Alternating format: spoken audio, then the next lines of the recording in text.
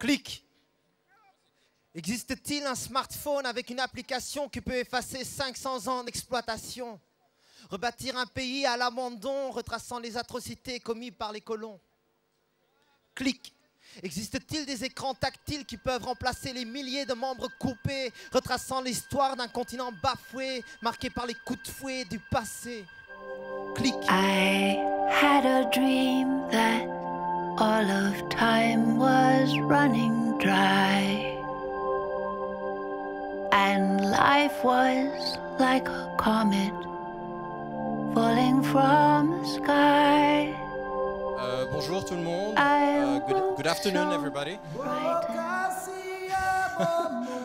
Si vous voulez soutenir l'ASBL Human Acts, en fait, à partir du moment où vous êtes humain, if you're human, I invite you to take a look at the sculptures, les sculptures de Freddy Tsimba.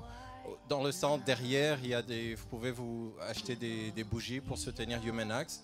Et dans ce stand ici, il y a l'artiste Barli Barouti qui est en train de dessiner en direct. Et une façon aussi de soutenir Human Acts qui se concentre sur mettre en lumière ce que chacun d'entre nous peut faire pour aider non seulement la situation à l'est du Congo, mais surtout être sensibilisé à toute forme d'injustice. L'association Human Act existe depuis 2013. C'est une initiative parce qu'on voulait créer un lien entre la communauté ici en Belgique et la communauté au Congo, et que les gens réalisent que finalement nous consommons tous de la même manière et que l'impact de ce que nous faisons ici est dramatique au Congo, à l'est du Congo. Donc pour nous, il était primordial d'avoir des actions ici en Belgique aussi, en Occident, et pas seulement sur place. Les deux se réunissent, les deux sont nécessaires.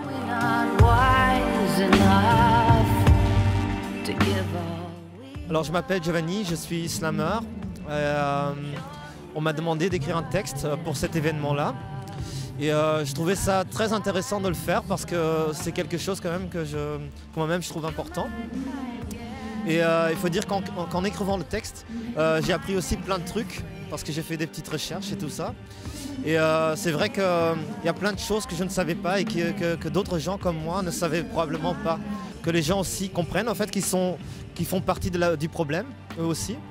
Et qu'à petite échelle, eux aussi peuvent faire quelque chose pour changer la situation.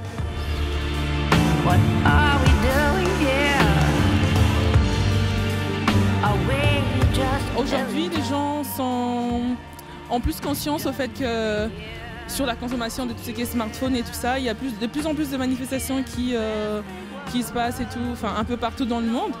Et ouais, je crois que ça impacte quand même sur la jeunesse. En fait, notre génération, on essaye de conscientiser pour que la génération d'après puisse vraiment changer complètement ou radicalement, si je peux dire. Je pense que c'est toute la tension, contradiction entre la nécessité de, entre guillemets, faire du commerce, vendre, et puis la réflexion un peu plus en profondeur sur ce qui se passe derrière, qu'on a toujours un peu de mal à faire coïncider. On sait que c'est toujours un petit peu tendu l'exploitation minière, mais de toute façon c'est déjà un peu une préoccupation d'essayer d'aller mollo sur les minerais. Donc on essaie déjà de faire plutôt des achats d'occasion, des choses comme ça.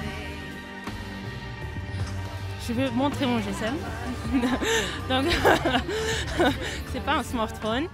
Imaginez, si l'on s'activait régulièrement, peu importe le sexe des victimes d'une injustice, peu importe la couleur des victimes d'une injustice, peu importe la distance qui nous sépare des victimes d'une injustice, qu'elles dorment dans la rue Neuve de Bruxelles ou sur l'avenue de la Justice au Kivu. Imaginez et puis agissez. Peu importe les discriminations sexistes, ethniques, linguistiques, religieuses, économiques ou autres dont elles sont victimes.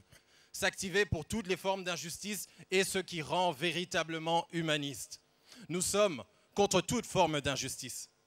Nous sommes nombreux et nombreux à comprendre pourquoi des bourses financières continuent à avoir plus de poids géostratégique que des valeurs humaines. Nous sommes nombreux et nombreux à comprendre pourquoi les bénéfices accumulés de certaines multinationales ont plus d'influence politique que des vies humaines. Mais ça, c'est le monde à l'envers. C'est pour cela que celles et ceux qui le peuvent doivent résister, doivent prendre leur esprit critique, doivent prendre leur libre arbitre, doivent prendre l'ouverture d'esprit de décider quel monde recycler. Rendons-nous le monde que l'on souhaite montrer aux futurs enfants.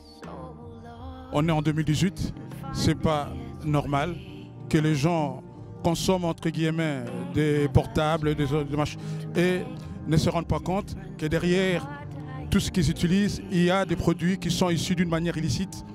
Et quand on parle coltan, on parle de tous ces produits qu'on arrive à avoir en tuant de petits enfants, en décimant le Congo.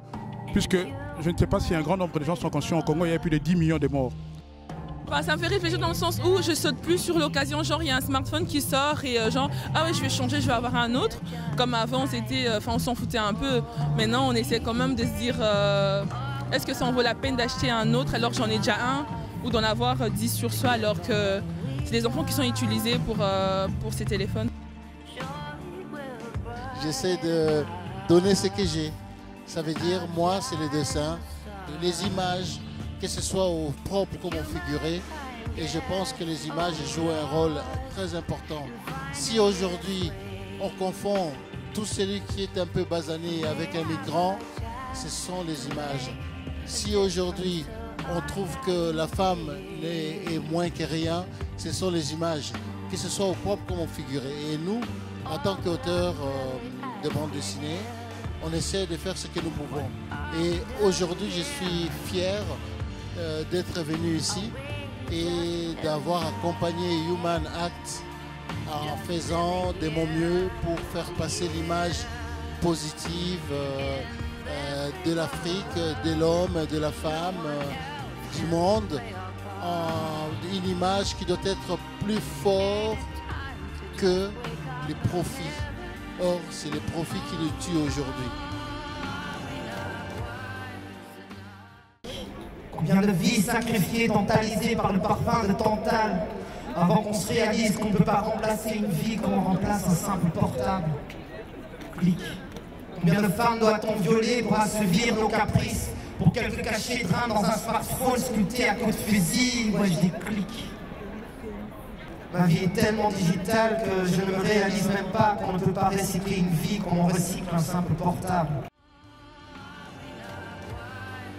On est tous capables de faire quelque chose, donc agissons plutôt que de rester dans l'émotion et vite tourner la tête et recommencer la vie comme d'habitude. Donc il est possible de poser des actes, c'est lent, ça prend du temps. Je pense qu'il faudra sans doute plusieurs générations, mais tout événement comme ça est gagnant parce qu'on touche les gens et que ces personnes-là sont à leur tour prêtes à parler à d'autres personnes.